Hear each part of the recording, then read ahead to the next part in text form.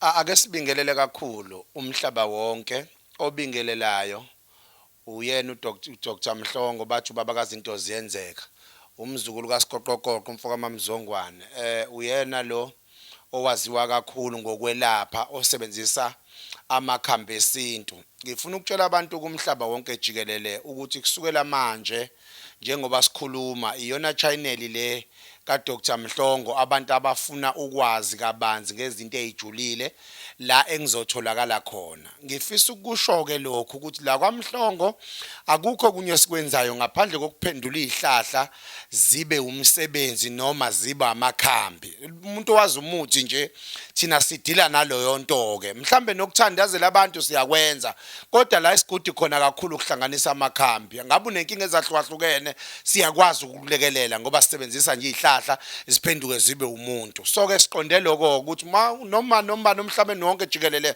mefuna nje ukuthola uDr Mhlongo uzomthola la kusukela manje. Ungasubscribe lapha ekhaya noma ulike wenze konke okukhombisa ukuthi uyafuna ukuthi amavideo amanye alandelayo ukwazi ukuthi siwakhiphe. Ngiqonda ukuthi sobe sifundisa kabazi ke senza zonke izinhlelo ezizolekelela wena osekhaya ukuthi ukwazi ukuthi ungakafika Mhlongo kodwa wazi ukuthi kaMhlongo mawufika kutholakala ntoni nani.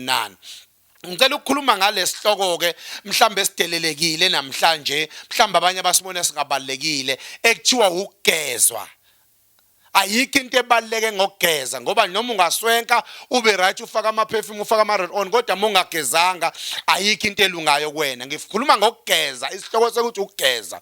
Masikhuluma ngosigeza kunabantu abanamabhadi abanye baweqa endleleni amanye amabhadi asekhaya abanye ukhondolo lasekhaya abanye amabhadi emndenini abazalwa nawo. Ngiqonda ukuthi ke kuyenzeka ufuna umuthi ojulile lo muthi ojulile ugcina ungakwazi ukukulekelela wena ngenxa ukuthi unebhadi. Kubalulekile ukuthi kusona sonke istep ozosithatha siyaphambili enza sure ukuthi uyageza amabhadi ngoba noma ungafaka ama CV ngeke ukwazi ukulekeleleka makuthiwa khona lento ekuthiwa ibhadi noma ungenzani ngeke ukwazi ukuphumelela makukhona lento ekuthiwa ibhadi. Sinemithi ke mangalisayo la kaMhlongo kodwa nayo futhi ongakwazi ukuyithola mongakwazanga ukugezwa sinebhavu-ke la kaMhlongo esilisebenzisayo. Wena olifunayo into eyenzekayo uma ufuna leli bhavu uyafona kule number esikunika yona ekuyiyona esebenza la kaMhlongo ethi 083 406 8658 083 406 8658. Ake ngikuchaze kancane lento. Sinabantu thina sebebuye emendweni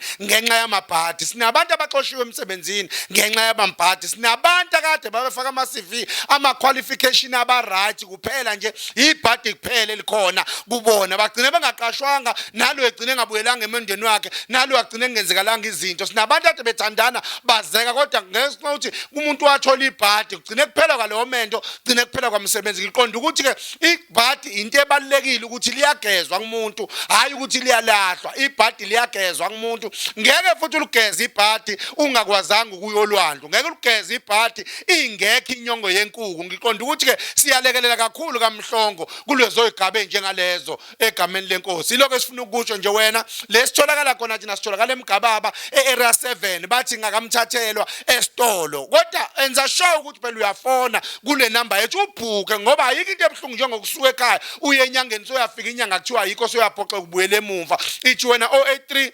406 8658 083 406 8658 sitazonika eminye imisebenzi sinikhombise futhi eminye imisebenzi eright esizoyenza la kaMhlongo. Asibambane ngokuzayo uyafona enambeni wena mase uyakwazi ukubhuka.